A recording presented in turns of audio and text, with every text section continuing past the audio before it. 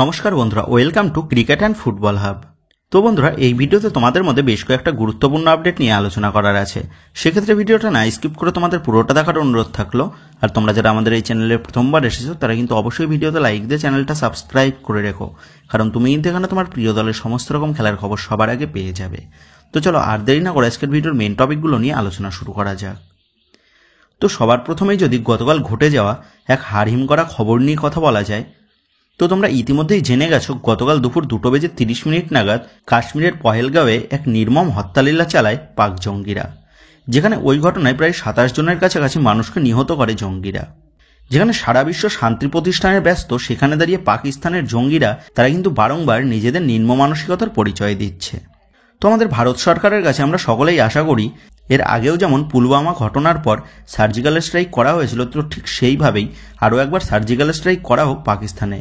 কারণ ইটের জবাব কিন্তু পাথর দিয়ে না দিলে পাকিস্তানরা সোজা হবে না। আর ওই সমস্ত জঙ্গিদের কঠিন থেকে কঠিনতম শাস্তির দাবি জানাচ্ছি আমরা। আর গতকালের ওই ঘটনায় সকল মৃত মানুষদের আত্মার শান্তির কামনা করছি আমরা সকলেই। তো যাই হোক, এবার ফুটবলের আপডেট নিয়ে কথা বললে সর্বপ্রথম মোহামেডান স্পোর্টিংকে নিয়ে আলোচনা করা যাক। তো তোমাদের জানিয়েছি, মোহামেডান স্পোর্টিংয়ের অন্দরমহলে নতুন করে সমস্যার সৃষ্টি হয়েছে ইনভেস্টর গোষ্ঠী এবং ক্লাব কর্মকর্তাদের মধ্যে, যার ফলে ইনভেস্টর গোষ্ঠী প্লেয়ারদের বকেয়া অর্থ প্রদান না করায় সুপার কাপে মোহামেডান স্পোর্টিংয়ের সিনিয়র দলের প্লেয়ারদের দেখা যাবে নাকি সেই নিয়ে ছিল যথেষ্ট ধোঁয়াশা। তবে গত দুদিন ধরে সুপার কাপের প্রস্তুতিতে কিন্তু নেমে পড়েছে মোহামেডান স্পোর্টিংয়ের ভারতীয় খেলোয়াড়রা। কিন্তু সবথেকে অবাক করার বিষয় যেটা দেখা গেছে সেটা হচ্ছে, সিনিয়র দলের সমস্ত ভারতীয় প্লেয়ারদের পাশাপাশি সিনিয়র দলের কয়েকজন বিদেশি প্লেয়ারকেও দেখা গেছে মোহামেডান স্পোর্টিংয়ের অনুশীলন ক্যাম্পে। সেক্ষেত্রে দলের এই সমস্ত প্লেয়ারদের অনুশীলন দেখে এটা কিন্তু ইঙ্গিত করাই যায়, খুব সম্ভবত ইনভেস্টর গোষ্ঠীর সাথে হয়তো ঝামেলা মিটমাটের পথে রয়েছে মোহামেডান স্পোর্টিংয়ের, এবং ইনভেস্টর গোষ্ঠীর হয়তো প্লেয়ারদের বকেয়া অর্থ ক্লিয়ার করা শুরু করে দিয়েছে। তো যাই হোক, আমরা সকলেই আশা করব মোহামেডান স্পোর্টিং তারা যেন দ্রুত তাদের সমস্ত ইনভেস্টর সমস্যা মিটিয়ে তারা আবারও নিজেদের চেনা ছন্দে ফিরতে পারে। তো সুপার কাপে মোহামেডান স্পোর্টিংয়ের রাউন্ড অফ 16 ম্যাচ রয়েছে আগামীকাল বিকেল 4:30 থেকে নর্থ ইস্ট ইউনাইটেড এফসির বিরুদ্ধে। আইএসএলে হতাশজনক পারফরমেন্সের পর সুপার কাপে ঘুরে দাঁড়াতে পারে নাকি সাদা কালো ব্রিগেড, সেটাই কিন্তু দেখার বিষয় হবে আগামীকাল।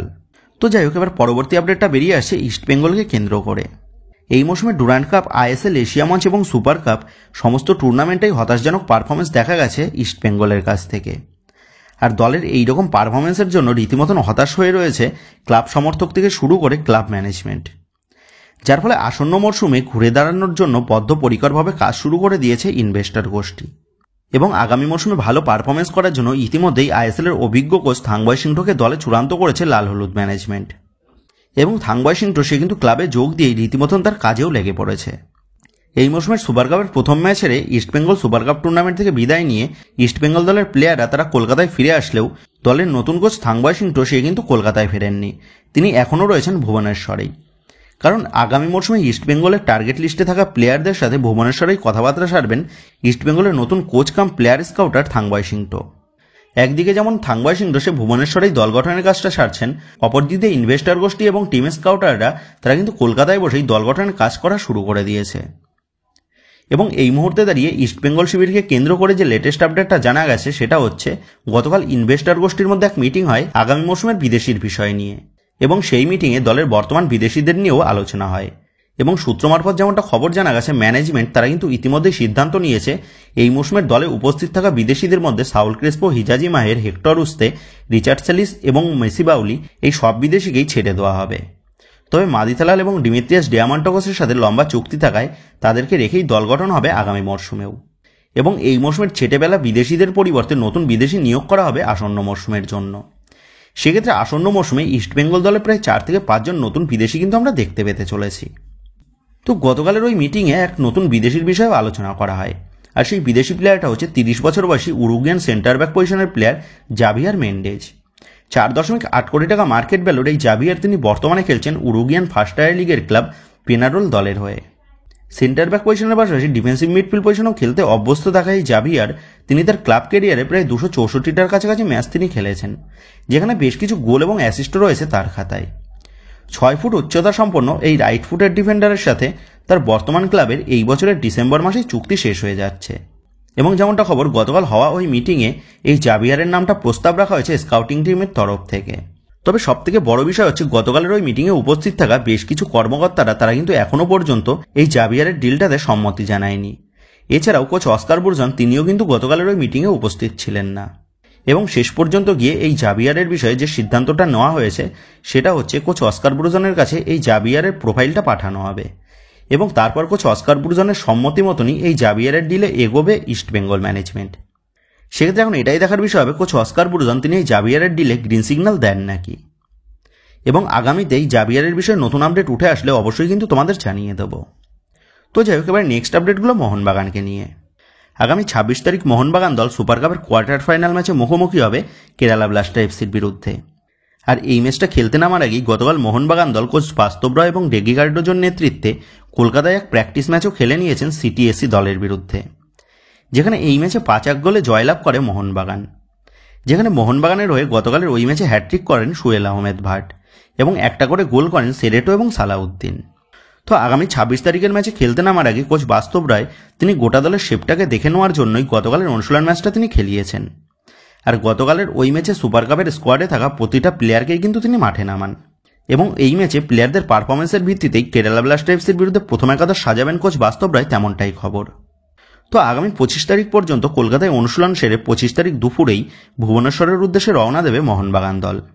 আগামী 26 তারিখ কেরালা ব্লাস্টার এফসির বিরুদ্ধে মোহনবাগানের যে একটা কঠিন ম্যাচ হতে চলেছে সেটা বলাই যায়, কারণ কেরালা ব্লাস্টার এফসি তারা তাদের ফুল স্ট্রেংথ নিয়েই এই সুপার কাপ টুর্নামেন্টে অংশগ্রহণ করেছে।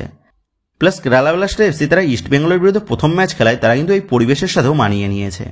অপর দিক দিয়ে মোহনবাগান তারা কিন্তু তাদের জুনিয়র প্লাস সিনিয়র দল মিলিয়ে মাত্র একটা বিদেশি নিয়েই খেলতে নামবে এই সুপার কাপ টুর্নামেন্টে। এর পাশাপাশি আগে কোনো ম্যাচ না খেলায় সরাসরি কেরালা ব্লাস্টার এফসির বিরুদ্ধে খেলতে হবে মোহনবাগানকে, যার কারণে কেরালা ব্লাস্টার এফসির বিরুদ্ধে একটু হলেও কিন্তু সমস্যা দেখা দিতে পারে মোহনবাগান দলের।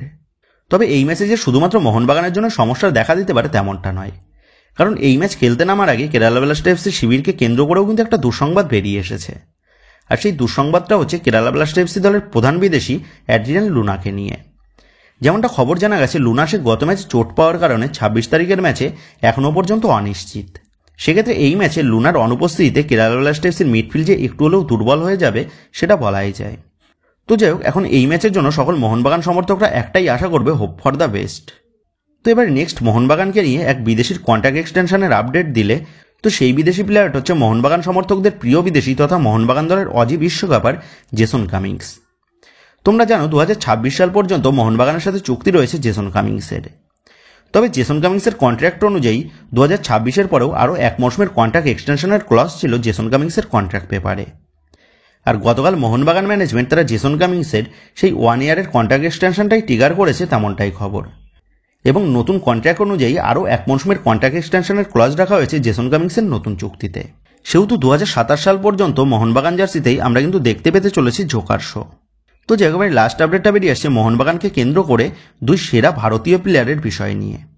আর সেই দুই সেরা ভারতীয় প্লেয়ার হচ্ছে মুম্বাই সিটি এফসি দলের ভারতীয় ডিফেন্ডার মেহতাব সিং এবং বেঙ্গালুরু এফসি দলের ভারতীয় ডিফেন্ডার নাওরেমরশান সিং।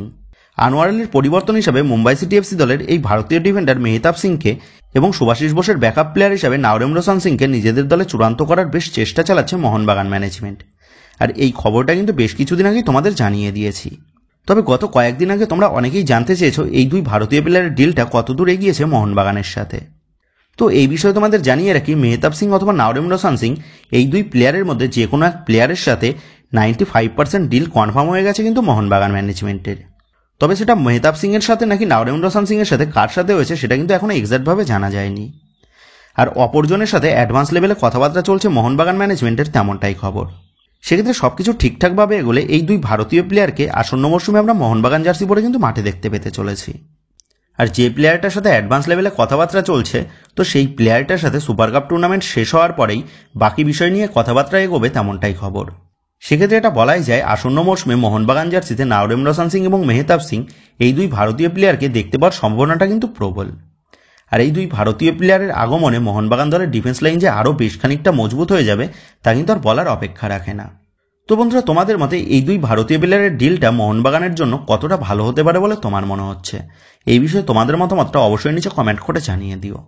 তো বন্ধুরা, এই ভিডিওতে গুরুত্বপূর্ণ আপডেট কটা নিয়ে তোমাদের মধ্যে আলোচনা করার ছিল। তো আশা করি ভিডিওটা তোমাদের ভালো লেগেছে।